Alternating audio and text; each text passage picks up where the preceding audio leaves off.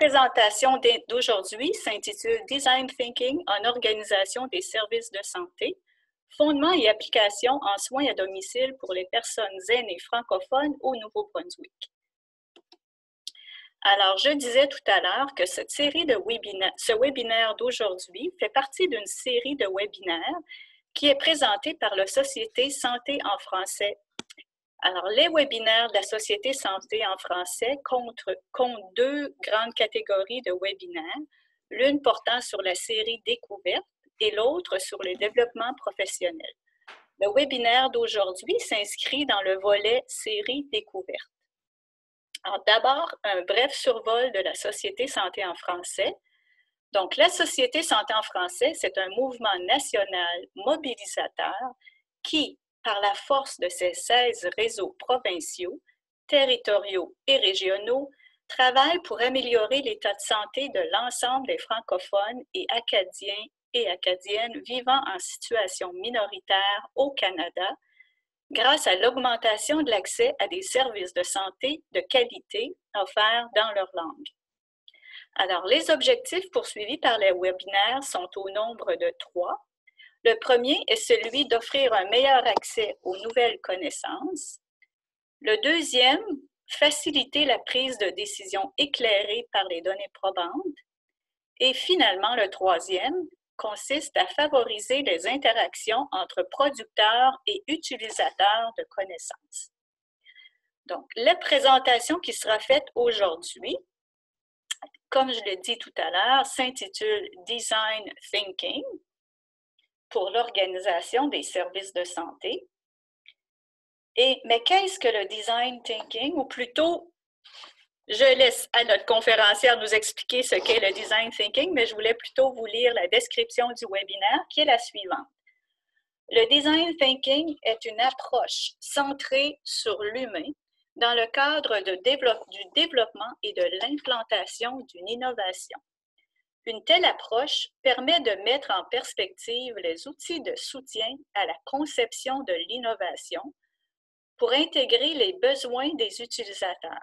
Donc, pour intégrer dans un premier temps les besoins des utilisateurs, que les utilisateurs soient des décideurs, des gestionnaires, des cliniciens ou encore des usagers de services, mais aussi pour intégrer les possibilités technologiques et finalement les exigences du succès commercial. Ce séminaire d'aujourd'hui relatera l'application concrète d'une approche structurante de design thinking pour la conception, la gestion de l'implantation et la mise en place d'une stratégie d'amélioration continue d'un modèle de service de soins à domicile pour personnes aînées francophones au Nouveau-Brunswick. Donc, c'est la description du webinaire. Et maintenant, la personne qui nous fera la présentation aujourd'hui, Madame Jalila Jibilou, MD, PhD. Comme je le disais tout à l'heure dans mon introduction, Madame Jalila Jibilou est médecin, spécialiste en santé publique. Elle détient un doctorat en santé communautaire et est professeure agrégée à l'École de psychologie de l'Université de Moncton, ainsi qu'au Centre de formation médicale du Nouveau-Brunswick. Les travaux de recherche de Mme Jalila Jibilou concernent la conception, l'implantation et l'évaluation des modèles de soins primaires et d'intervention de prévention des maladies chroniques, que ces maladies chroniques soient physiques ou mentales. Dr Jalila Jibilou, explore dans ses recherches la prise en compte des déterminants sociaux de la santé lors de l'élaboration de modalités de service avec un intérêt particulier pour le genre et le sexe. J'aimerais aussi souligner que Dr Jalila Jibilou est également très impliquée au niveau bénévole, et ce, tant au niveau provincial que canadien. Au niveau provincial, particulièrement, elle est la nouvelle présidente de la Société Santé et Mieux-être en français du Nouveau-Brunswick. Et au niveau canadien, elle est bénévole au sein de la Société Santé en français. Donc, bravo pour ces implications bénévoles, Dr. Gibilou. Maintenant, tout au long de la présentation qui va débuter dans quelques minutes, vous serez tous en mode muet, sauf notre présentatrice, bien entendu. Si vous le souhaitez, vous pouvez nous partager vos commentaires et vos réactions par écrit en utilisant la boîte de conversation qui se situe au bas de l'écran. Je cesse maintenant le partage de mon écran et je vais céder la parole à notre conférencière, Dr. Jalila Gibilou, qui pourra nous livrer sa présentation portant sur le design thinking. À vous, Jalila. Bonjour, merci beaucoup Nathalie pour cette belle présentation qui dépasse de beaucoup ce que j'avais mis. C'est vraiment apprécié. Puis je suis très contente de pouvoir avoir l'opportunité de partager avec l'audience présente aujourd'hui une expérience. En fait, c'est une expérience qui est à cheval entre la pratique et la recherche. Et donc, je vais vous exposer un peu le cadre structurel du design thinking, mais aussi comment on a mené ce projet. Et je vous invite à poser vos questions s'il y a des choses qui vous interpellent ou s'il y a des choses qui ont besoin d'explications, n'hésitez pas. Donc, je vais partager avec vous mon écran.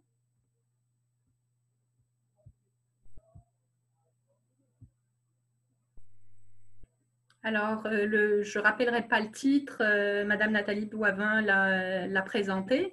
Je veux par contre vous confirmer que je n'ai aucun conflit d'intérêt à déclarer, ni avec des compagnies à but commercial, ni autre. Et je commence par ma présentation. Donc, le design thinking, c'est drôle, c'est un des concepts qui a été développé aux États-Unis et où nous, en tant que francophones, il n'y a pas beaucoup de personnes qui se sont appliquées à le traduire. Il y a quelques traductions qui existent en France qui parlent de la pensée méritante de cet aspect. Alors, un des points qui est important à connaître pour mieux comprendre l'innovation, c'est de penser un peu à ce que Thomas Edison a développé. Thomas Edison, au début, il a développé une ampoule électrique. C'était pour lui l'idée de génie, c'était un tour de passe-passe de recherche industrielle incroyable.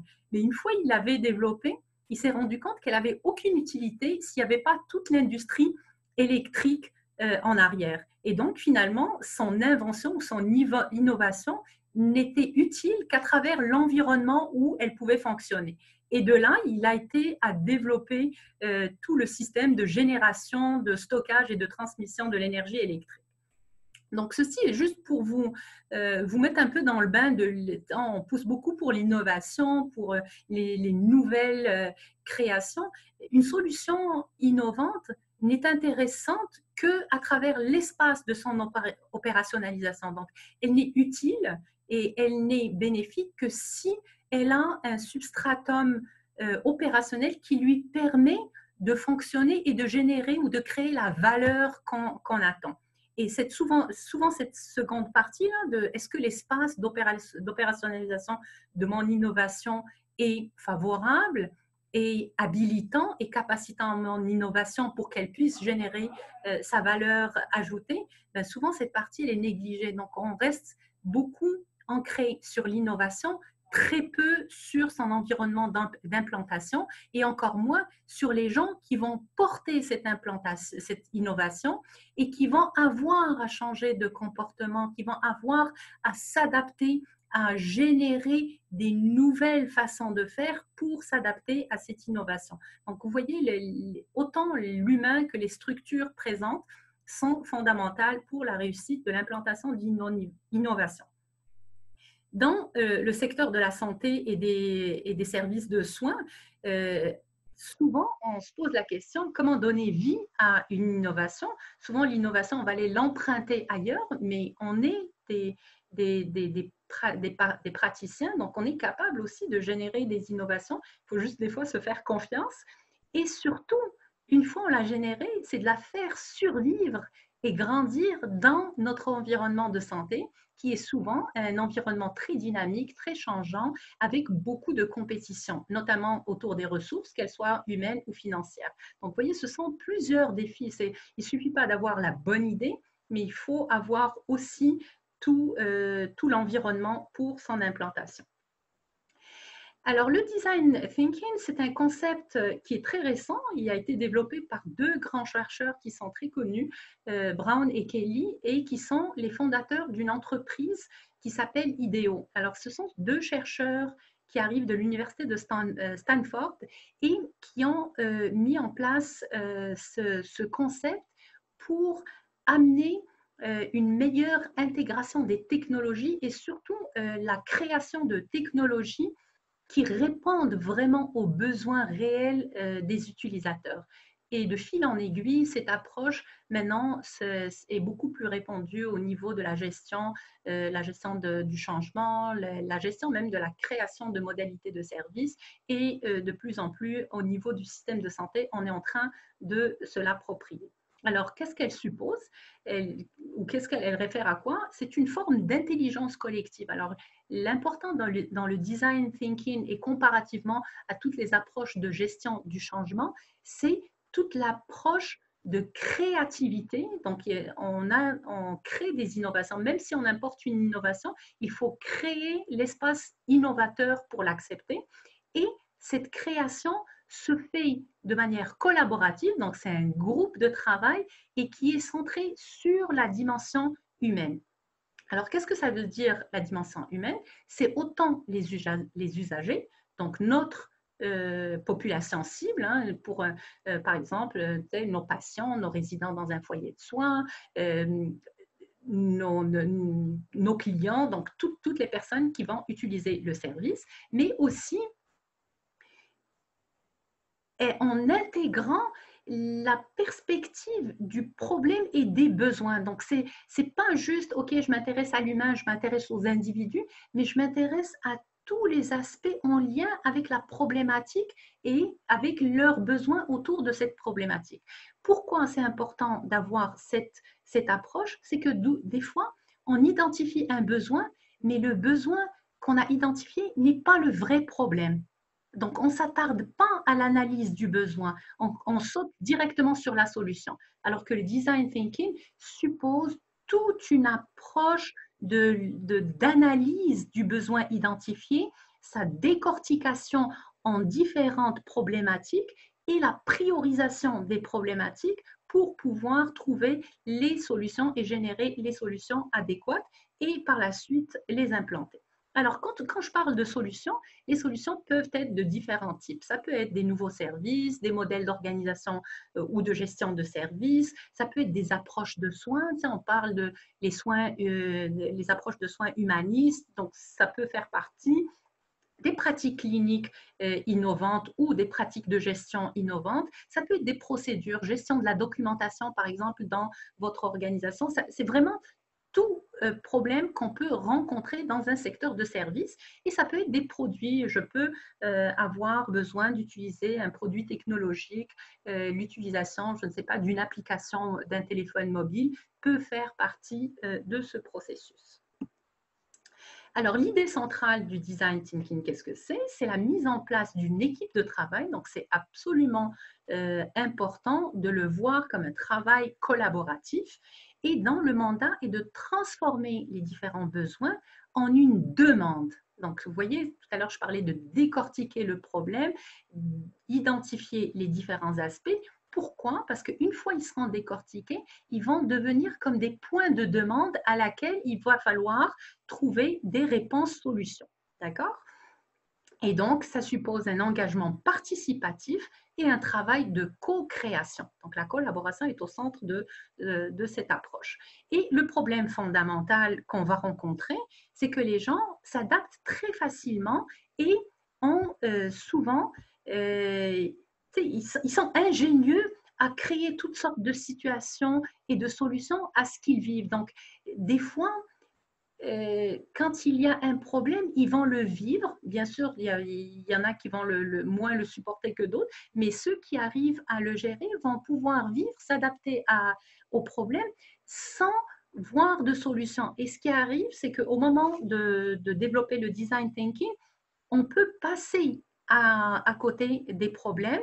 Et donc, quand on va avec la question de quoi auriez-vous besoin, les besoins qu'on risque d'identifier, ça peut être soit des besoins induits, parce qu'on offre une possibilité de solution, les gens vont émettre des besoins qui ne sont peut-être pas réels ni réalistes, ou on va vous formuler des besoins qui sont en fait que des conséquences. Ce ne sont pas des besoins qui représentent la cause, alors que pour créer un changement qui règle un problème fondamental, ce sont les causes qu'il faut traiter et non pas les conséquences, parce que si on traite juste les conséquences, ben c'est comme une maladie, on va traiter la symptomatologie, mais on ne guérira jamais la maladie en dessous. Donc, vous voyez, c'est vraiment un travail, si je peux me permettre, clinique de gestion du changement.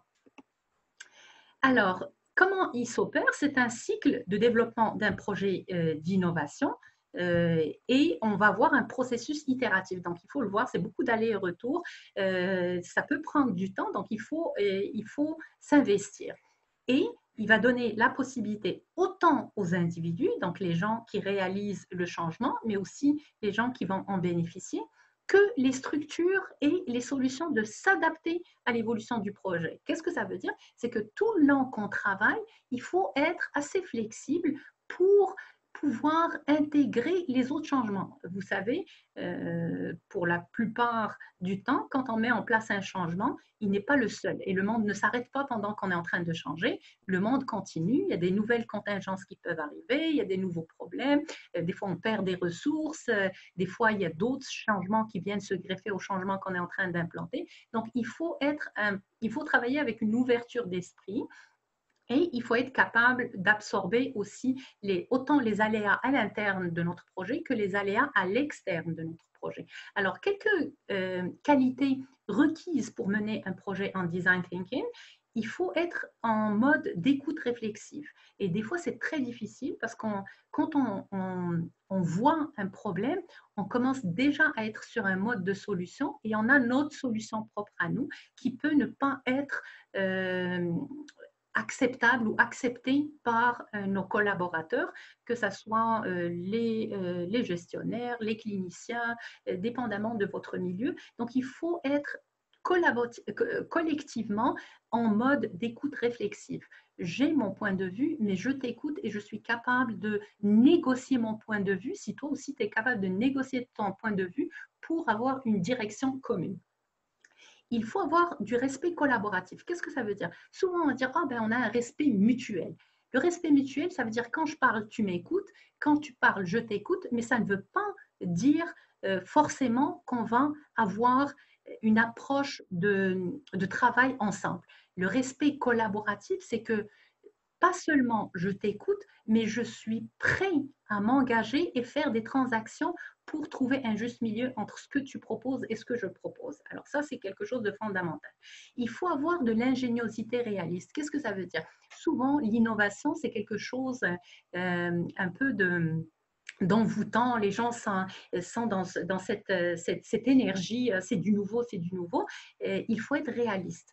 Une innovation n'est intéressante que si elle est facilement implantable. Si on revient à une innovation qui est trop loin de la réalité du terrain, en recherche, en management, ils vont parler des innovations radicales, donc qui supposent vraiment un gros changement. C'est des situations beaucoup plus problématiques, beaucoup plus difficiles, et le design thinking n'est pas forcément la bonne approche à adopter. Il y a d'autres stratégies et d'autres modèles pour implanter une innovation radicale. Là, on parle vraiment des innovations incrémentales, donc des ajustements ou des solutions qui sont déjà prêtes à pouvoir être acceptées par notre milieu. La flexibilité raisonnable, j'ai parlé beaucoup de la flexibilité tantôt, c'est d'être capable de s'ajuster au fur et à mesure. Comme c'est un processus itératif qui est dynamique, donc il faut avoir une ouverture d'esprit pour les ajustements. La propension au risque calculé. Alors, tout changement entraîne un risque, que ce soit un risque financier, un risque au niveau des ressources humaines, un risque d'échec. Souvent, on l'oublie, là, on pense parce qu'on va faire un changement, tout va marcher. Il y a beaucoup de risques d'échec. Donc, il faut être prêt à accepter l'échec. Mais l'échec est un risque. Et donc, il faut être préparé à réduire ce risque. Alors, ce n'est pas un risque zéro, mais un risque tendanciellement allant vers le zéro. Donc, on se prépare et s'il y a un aléa, on est incapable de l'accepter et on s'arrête pour voir qu'est-ce qui n'a pas marché et continuer. Il faut avoir de la générosité. Et j'insiste beaucoup sur ça parce que c'est un processus où il y a beaucoup d'engagement personnel et comme tout processus de création, hein, c'est un peu comme un bébé, alors on y participe et on a tendance à se l'approprier et c'est difficile d'accepter de le laisser aller. Et ça, je parle beaucoup au niveau des gens qui mettent en place les processus, les chercheurs, on crée un projet ou un travail et une fois qu'il est en place et qu'il prend son envol, on a du mal à s'en détacher et on veut être reconnu à tout moment, à tout bout de champ. Et des fois, ben, il faut lâcher, il faut laisser les choses aller parce que c'est important et l'appropriation, le passage d'un projet à un service courant ben, fait que ça devient porté par d'autres personnes et donc c'est ce que je veux dire par la générosité. Alors, Madame Boivin vous a présenté ce schéma illustratif.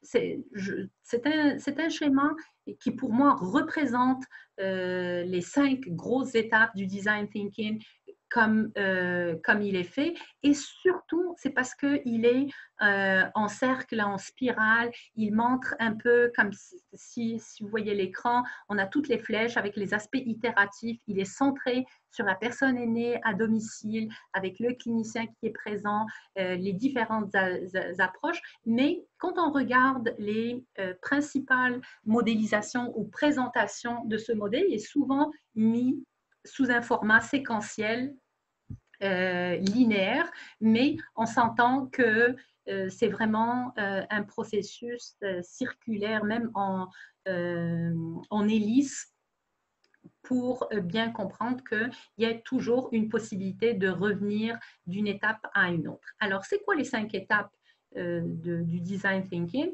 C'est l'empathie ou la compassion. Alors, il faut être conscient et sensible par rapport au terrain. Et pour faire ça, il faut vraiment s'engager dans des processus de discussion avec différentes parties prenantes, des discussions bilatérales, des discussions en groupe, vraiment beaucoup parler. Et ça, c'est important parce que ça nous permet de comprendre l'expérience vécue. Et une fois ces discussions entamées, on commence à explorer la propension ou la disponibilité pour les changements, on crée un sens commun, on recontextualise les différents besoins qui ont été identifiés ou formulés. Donc, il y a toute une phase d'empathie ou de compassion par rapport à la problématique. La deuxième, c'est la définition du problème. D'accord? Alors, on a identifié le besoin, mais là, il faut définir le problème. Et quand je dis définition du problème, c'est de rentrer dans les causes.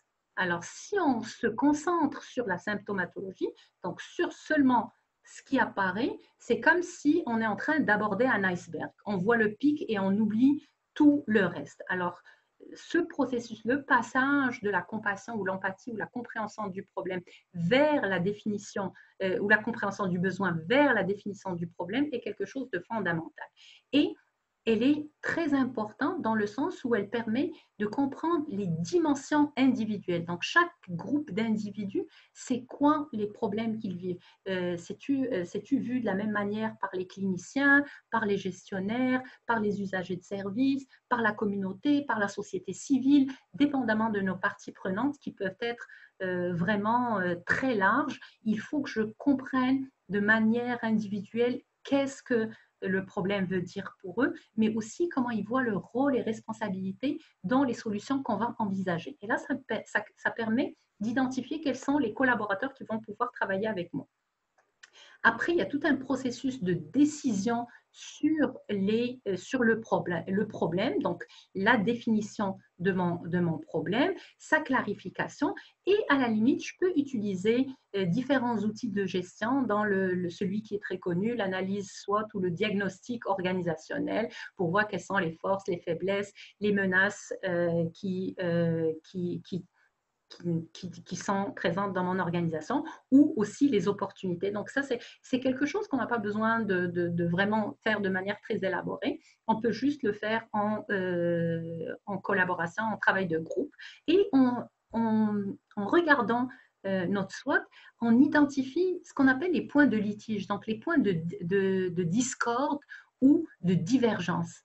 Et c'est très important. Souvent, en organisation, on les évite. On se dit, en avançant, ça va les régler, mais cette fuite vers l'avant n'est pas bénéfique pour l'implantation d'une innovation. C'est important de s'arrêter sur ces barrières-là, de les adresser, d'en discuter, et bien sûr, en engageant les qualités dont j'ai parlé tout à l'heure, c'est possible de passer au travers. Bien sûr, on ne va pas tout régler, mais quand même, ça donne une meilleure interface ou une meilleure plateforme pour le travail. Et après, une fois ce processus fait, on commence à penser à notre innovation, donc notre solution innovante. C'est quoi cette idée de génie que je vais développer pour régler le ou les problèmes que j'ai identifiés suite à un besoin formulé? Alors, c'est très important de passer par une période de remue-ménage, d'aller dans la littérature, aller dans les guides de bonnes pratiques, discuter avec les gens, prendre le téléphone, appeler les gens dans un autre réseau, dans une autre province. Vous, qu'est-ce que vous avez fait face? Donc, d'essayer de colliger le plus d'informations pour nous permettre de faire un petit étalonnage. En anglais, on parle beaucoup de benchmarking, de voir un peu qu'est-ce qui fonctionne pas, qu'est-ce qui fonctionnerait chez moi.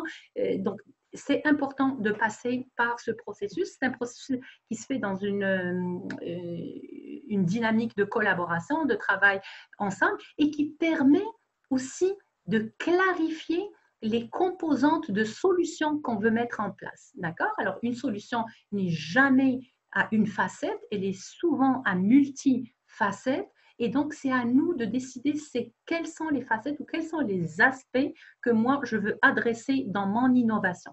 Et il faut être, bien sûr, il faut être réaliste, il faut être circoncis et il faut être aussi conscient des réalités de terrain. Alors, c'est des choses que tout le monde connaît. On travaille beaucoup avec les indicateurs de performance et les indicateurs de performance nous permettent d'établir un choix par rapport aux dimensions qu'on veut surveiller, qui sont mesurables, réalistes, faisables dans le temps, observables, d'accord? C'est des choses que tout le monde connaît, mais ces indicateurs sont intéressants parce que nous, en arrière-plan, ils nous permettent d'identifier quelles sont les activités ou actions qu'on veut mettre en place. Donc, on commence déjà à penser à l'organisation de mon innovation, mais aussi l'organisation du terrain de son implantation.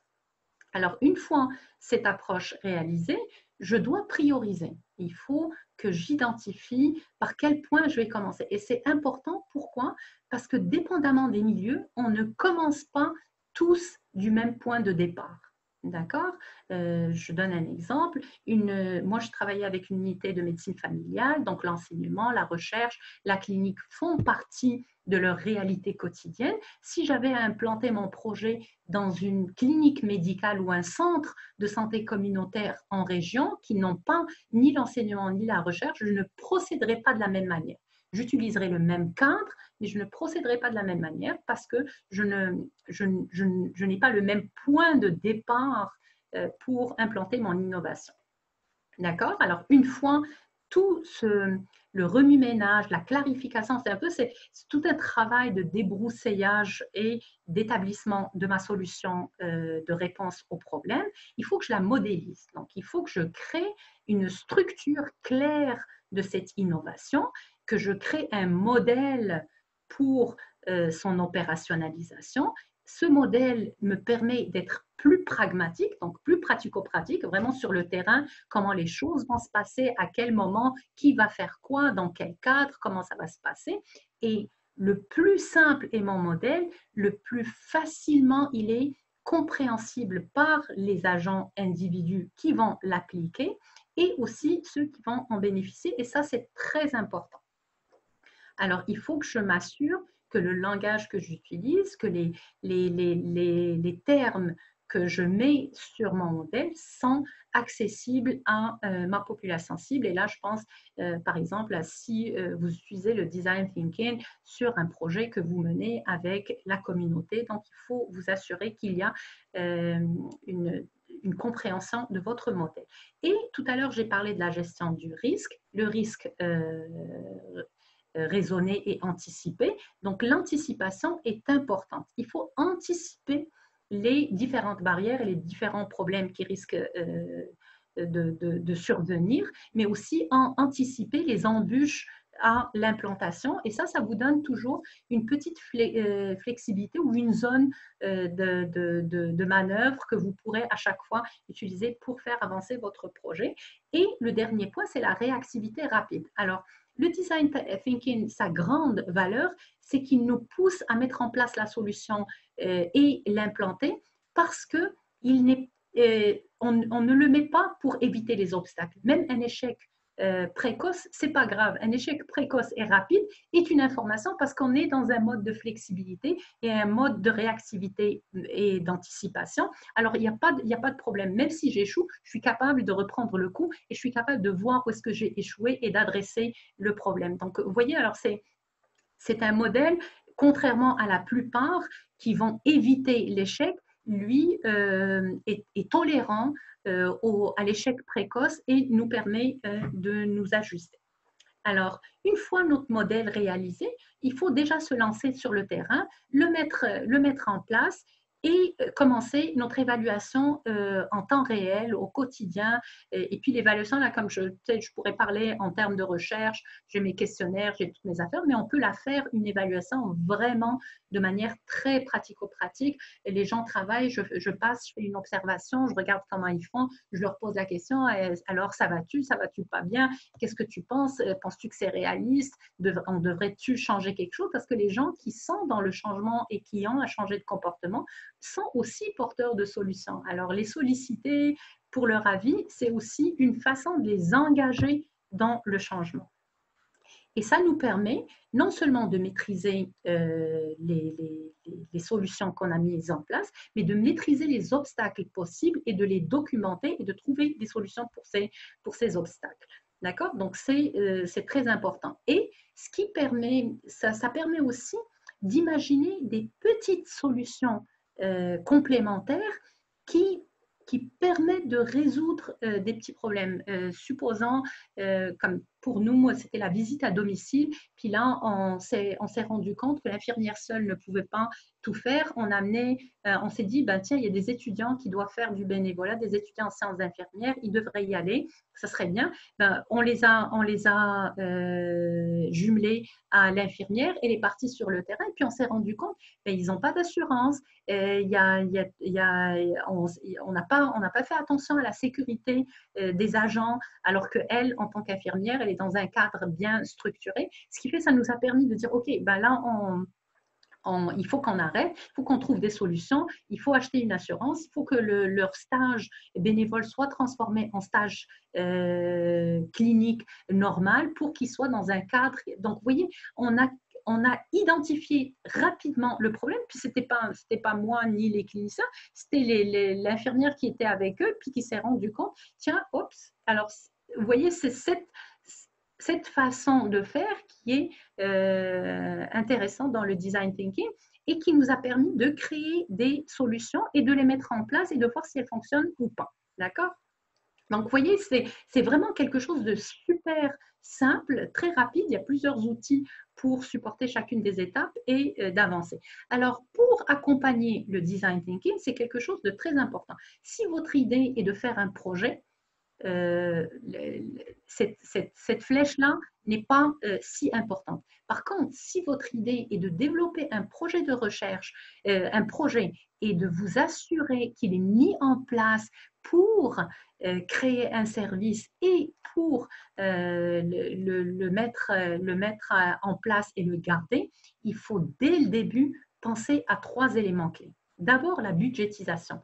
Est-ce que le budget que je prévois pour mon projet est un budget qui permet l'implantation et la pérennisation? Donc, est-ce que l'allocation de ressources, que ce soit humaines et financières ou technologiques ou informationnelles ou autres, que j'ai prévues, est envisageable dans mon système, que ce soit mon système de santé ou dans mon organisation? Et est-ce que j'ai les joueurs clés autour de la table pour m'assurer que le budget va être pérennisé? Deuxième point, la pérennité de la solution.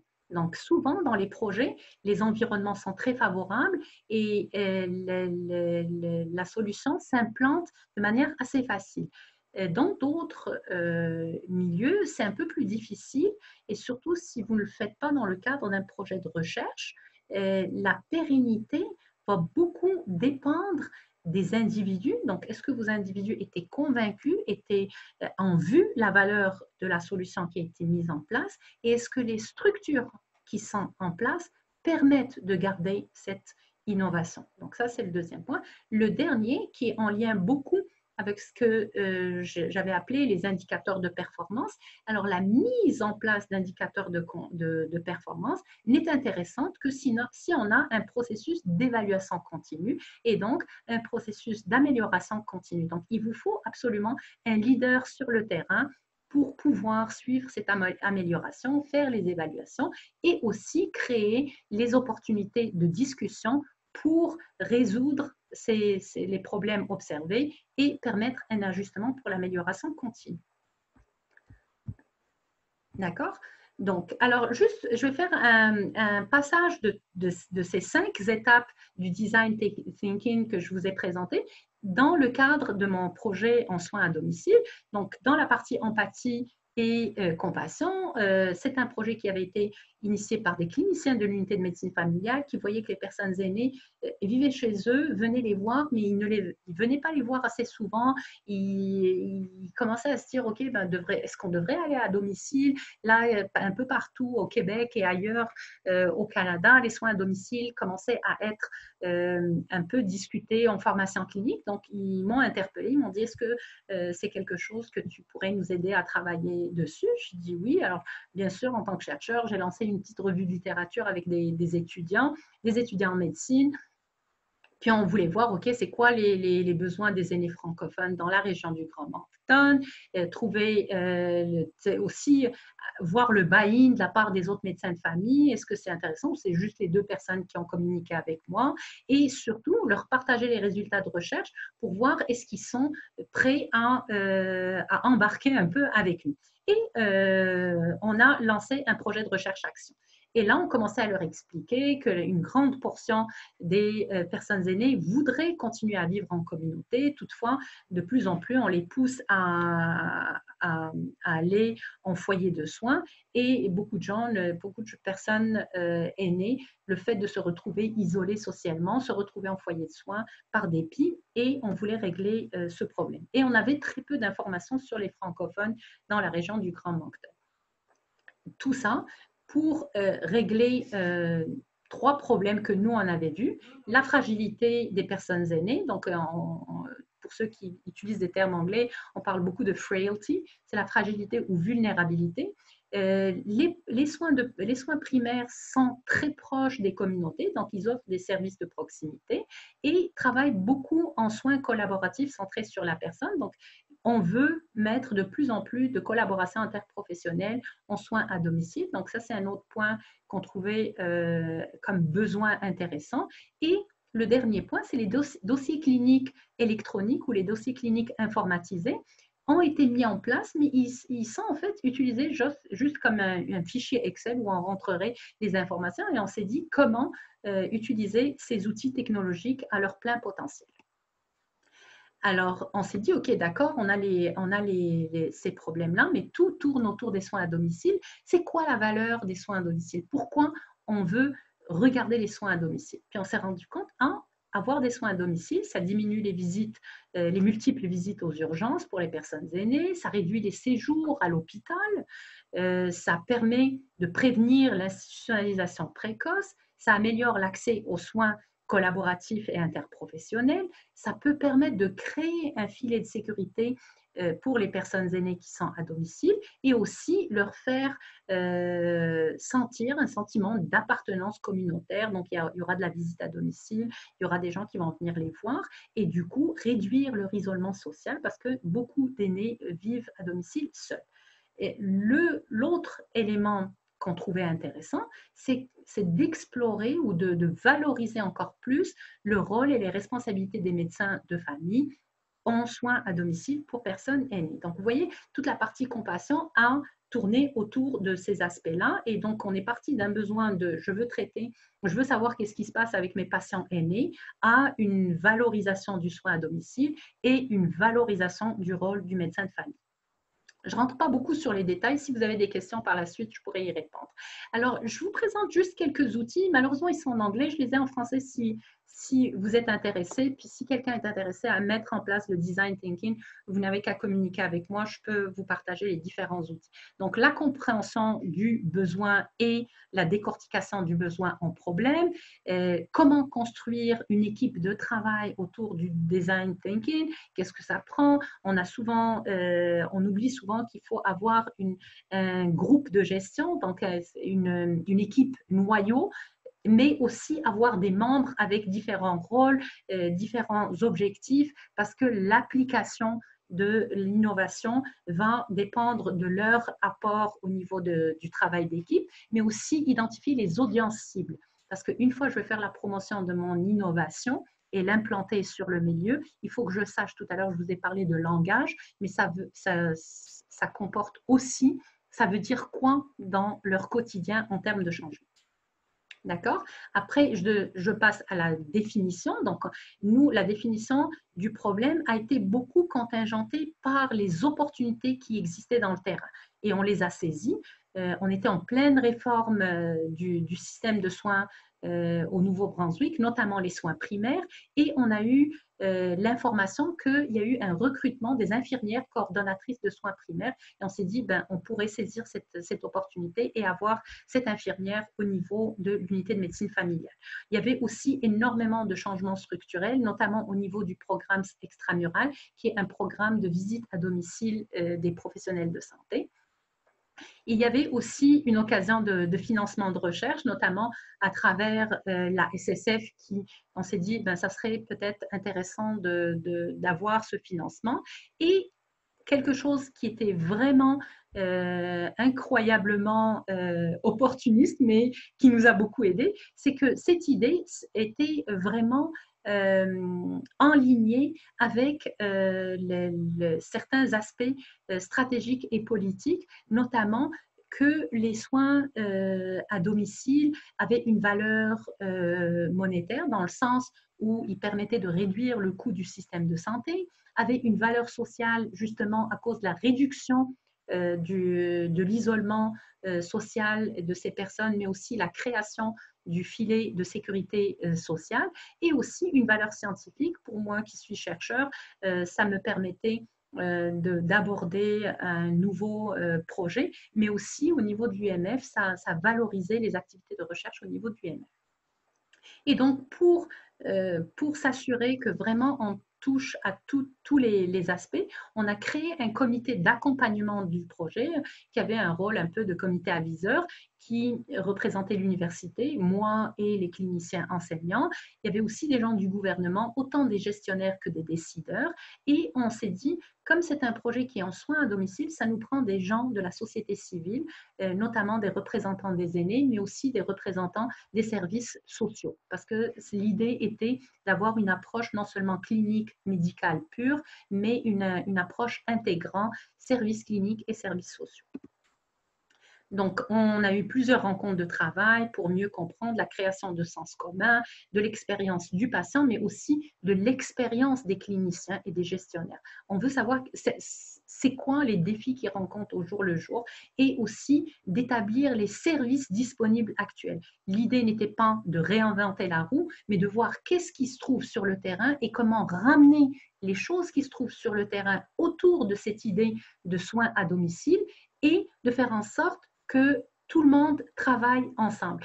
Bien sûr, on s'attendait à ce qu'il y ait des zones où il n'y ait pas de service, où peut-être les services sont moins disponibles. Et ça, on voulait aussi l'identifier et voir comment combler ces services manquants. Et donc, bien sûr, pour nous, c'était important d'éviter la duplication, de s'assurer quand les chevauchements existent, qu'il y a une clarification de rôle justement pour éviter la duplication. Et pour ce faire, on a beaucoup travaillé sur comment créer de la coordination, de la collaboration, mais aussi de l'intégration des services, notamment avec le programme extramural qui, lui, est vraiment un programme au Nouveau-Brunswick qui permet la transition de l'hôpital vers la communauté pour les personnes qui ont des problèmes de santé, mais aussi pour les prises en charge ambulatoires de longue durée. Le programme extramural est un succès organisationnel au Nouveau-Brunswick à ce niveau-là. Donc, pour nous, c'était un joueur clé dans cette approche. Et bien sûr, dès le début, on a fait sûr que les budgets étaient préservés et que les ressources humaines étaient préservées. Donc ça, c'était fondamental parce que l'idée était de s'assurer de la pérennité de ce processus.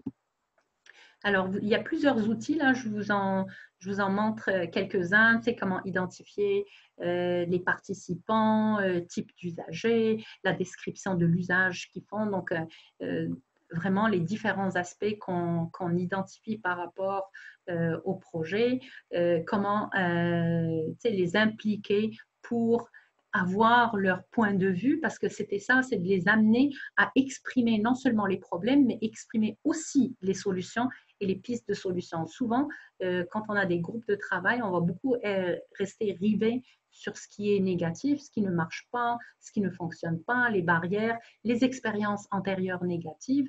Et donc, nous, on voulait changer cette perspective et mettre une approche beaucoup plus inspirante, une approche beaucoup plus créative. Donc, comme je vous ai dit tout à l'heure, l'analyse SWOT, aussi, on s'est dit c'est important de créer un visuel de ce qu'on veut faire. Donc, il fallait qu'il y ait une illustration de nos idées. Ça, c'était fondamental. Et pour nous, en santé notamment, les schémas et les tableaux font beaucoup sens pour les gens et on s'est rendu compte autour de la table que c'est quelque chose qui était très attendu par les gens et donc la schématisation était fondamentale. D'accord?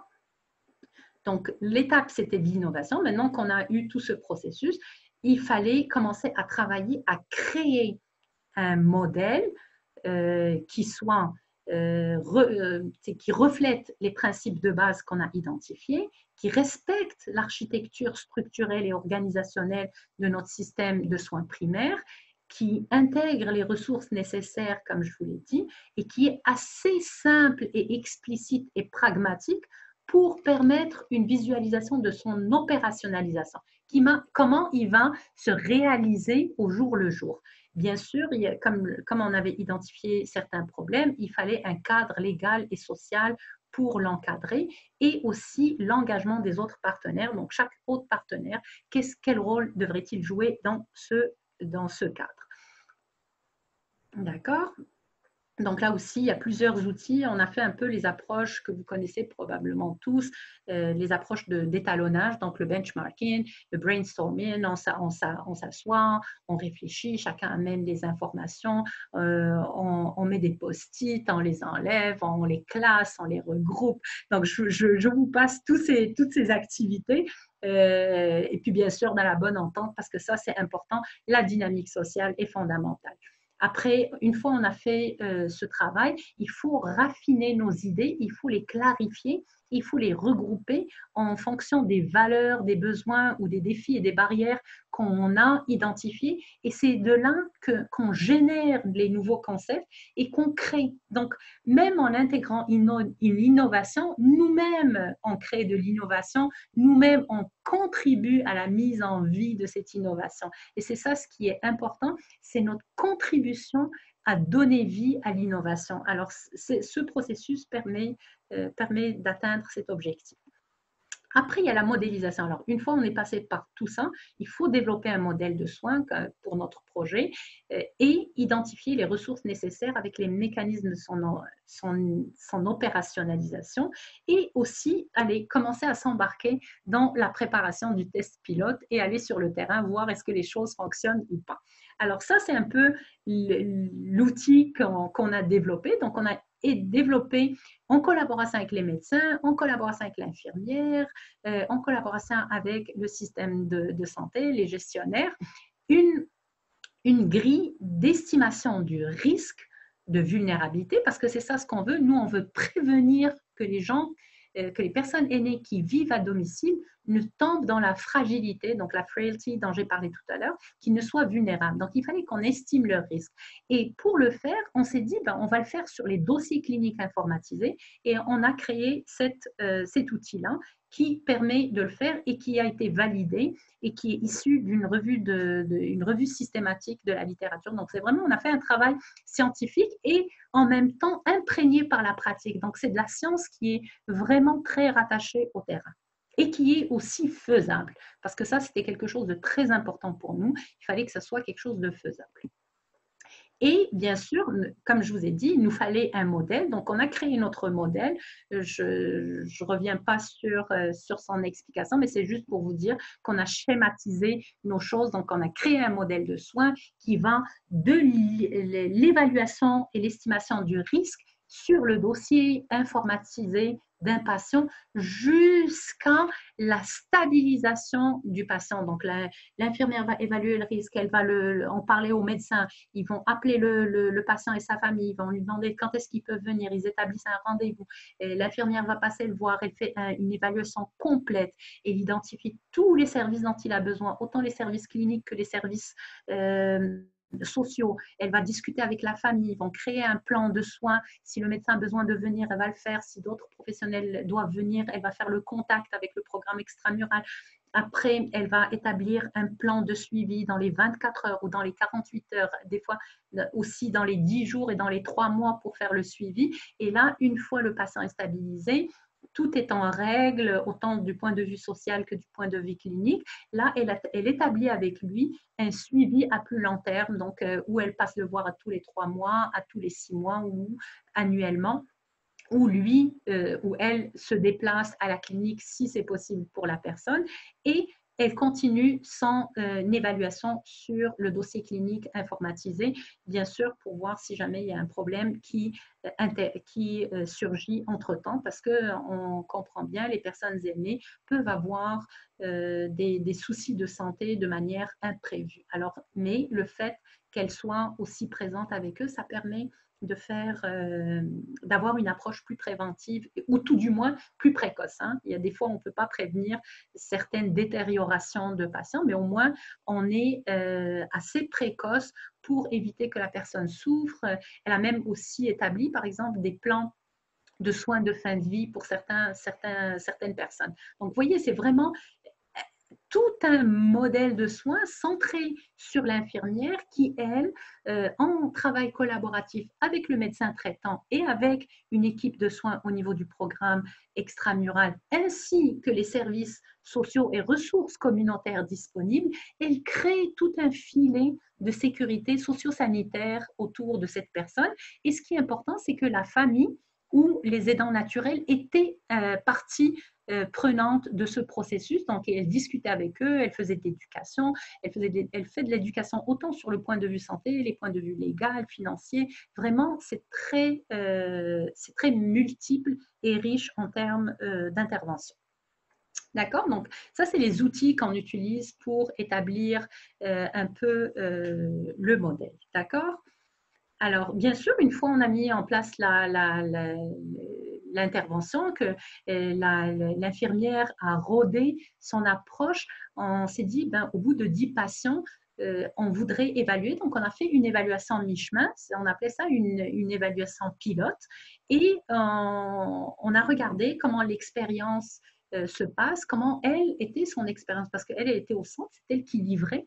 Et donc, on lui a donné aussi un rôle de leader, parce que en même temps qu'elle avait été assignée à ce poste, il y a 5 autres infirmières régionales qui ont été assignées à des postes similaires ailleurs, et elle devenait leader d'une communauté de pratique d'infirmières. Donc, elle devenait un peu la porteuse du projet pour s'assurer de son implantation et son transfert dans les autres régions. Donc, vous voyez comment maintenant on est en train de glisser vers un passage d'un groupe de travail vers une personne qui, elle, va initier des groupes de travail ailleurs. Et c'est ça, quand je parlais de générosité, de transfert, c'est de s'assurer qu'à un certain moment, on sait que c'est le moment de remettre le projet dans d'autres mains, et il faut être prêt à faire ça. Il faut identifier surtout la personne leader, le champion qui va faire cette approche. Donc, elle était vraiment la personne pressentie et la plus appropriée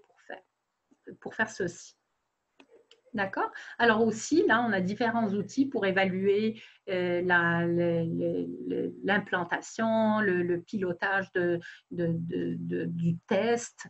Et aussi, nous, on l'a fait pour les 11 premiers patients, mais par la suite, on l'a aussi fait pour d'autres patients. D'accord? OK. Donc là, comme j'ai dit, on a plusieurs outils. Alors, des fois, on me demande quelle a été ton expérience, puis c'est un peu ça, comment ça illustre. Au tout début, on a l'impression que ça partait dans tous les sens. J'étais dans une grosse incertitude, l'exploration, définir le problème. Et puis, tout d'un coup, il y a comme les choses deviennent plus claires, surtout une fois on a identifié les enjeux des parties prenantes, les choses se précisent, la solution même se précise, les cibles et les objectifs se précisent. Et là, on est passé à l'implantation. Donc, c'est un peu ça, ce qui s'est passé de manière anecdotique. Donc là, c'est juste notre processus au complet. Et je voulais remercier un peu les médecins, les gestionnaires, les étudiants, tout le monde qui a travaillé avec moi, et aussi Société Santé en français qui a financé ce projet, et aussi les collaborateurs qui ont travaillé avec moi sur ce projet. Puis oui, tous les étudiants, puis ce qui était intéressant, c'est que j'avais des stagiaires en santé communautaire, et sur les 12 qui ont travaillé sur le projet, 10 sont maintenant en médecine de famille. Donc, je vous remercie. Alors, si vous avez des questions, vous n'hésitez pas.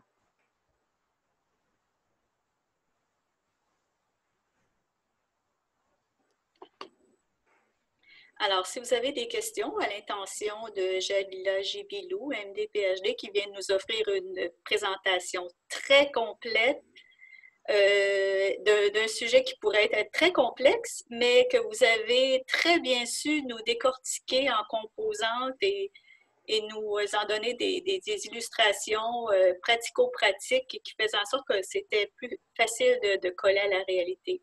Alors, est-ce que nous avons des questions de la part des gens qui sont en ligne présentement?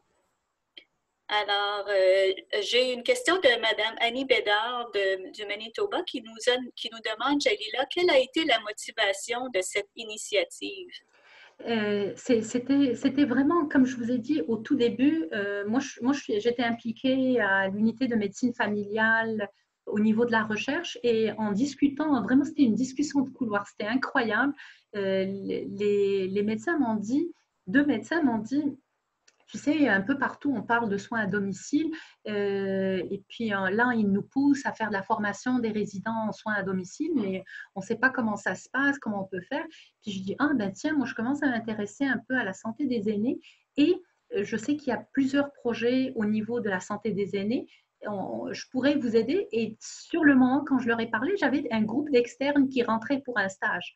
Alors, je dis, ben, tiens, ça me donne une opportunité. Alors, c'était vraiment, c'est de l'opportunisme clair, mais pour moi, c'était, oh, on va pouvoir faire quelque chose. Puis, l'UMF est responsable notamment des patients francophones. Je me suis dit, ben, ça va nous faire l'occasion de réaliser quelque chose pour nos patients francophones qui vivent à domicile. Alors, c'était autant une motivation académique qu'une motivation sociale parce que je sais qu'il y en a beaucoup qui n'ont pas accès aux services et les soins à domicile améliorer l'accès et la qualité des services, notamment en temps opportun. Alors, c'est vraiment ces deux motivations qui m'ont un peu animée tout le long de ce projet.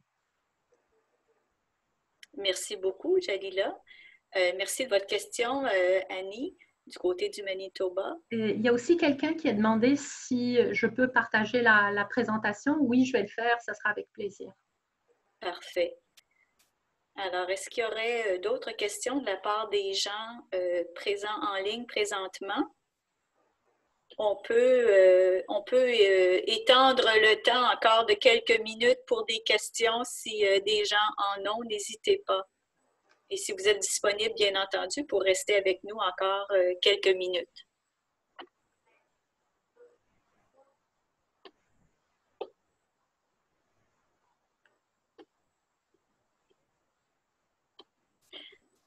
Alors, moi, j'avais peut-être une question, en fait, pour vous, Jalila, en attendant qu'on en ait une autre de la part des gens.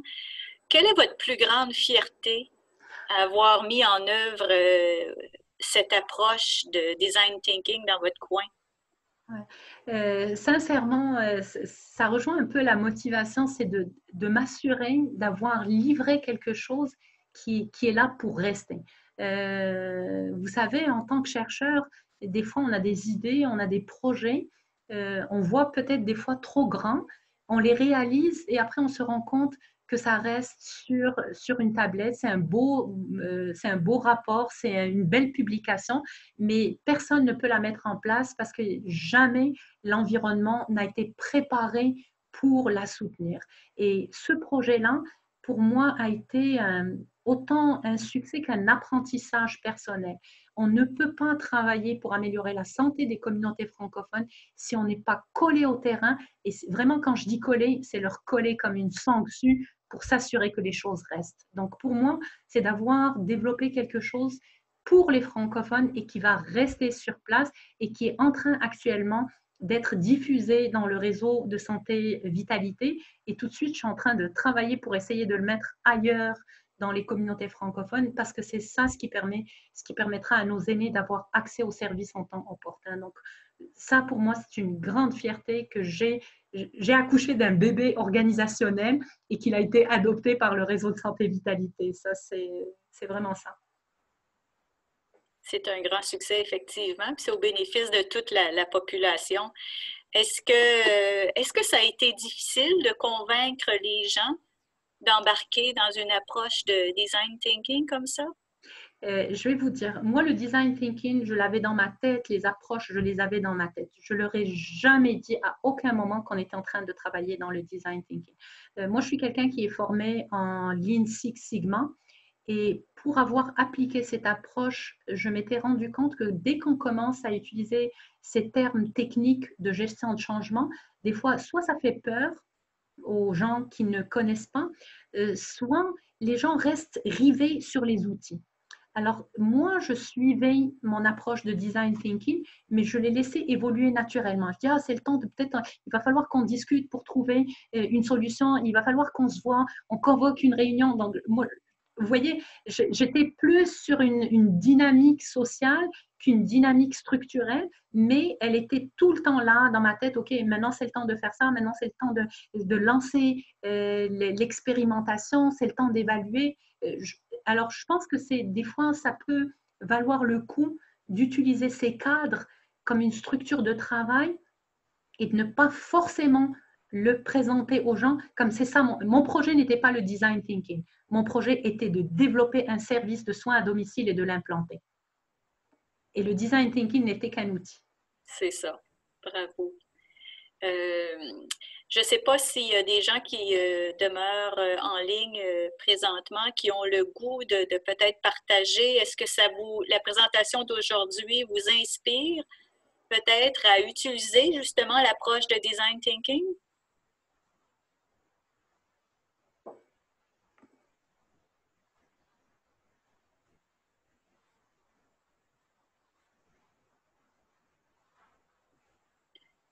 En attendant qu'il y ait peut-être des réponses, j'aimerais vous inviter, est-ce que je pourrais reprendre le contrôle de l'écran, s'il vous plaît, Jalila? Oui, sûrement. Je ne sais pas, Alors, est-ce que je dois mettre arrêter? Ah oui, arrêter le partage. c'est ça. Voilà, Alors, merci.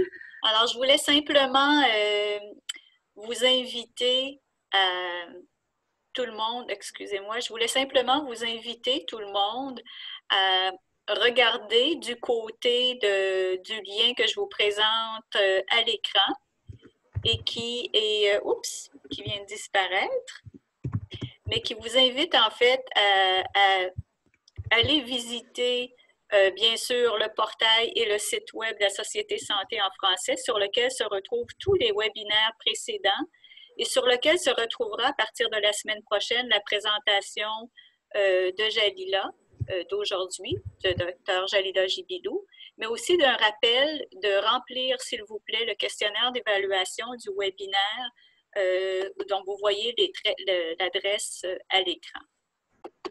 Alors, sur ce, je vous remercie tous d'avoir participé aujourd'hui et je vous invite encore une fois à regarder le site web de la Société Santé en français.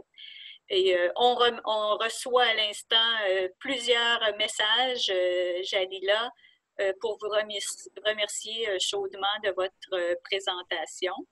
Et je me joins à tout le monde pour vous remercier aussi. Ça a été très instructif, inspirant. Donc, un grand merci à vous tous et particulièrement à vous, Jalila Jibilou, MD, PhD, de votre engagement à travailler, à continuer à l'amélioration des services de santé, particulièrement chez les francophones.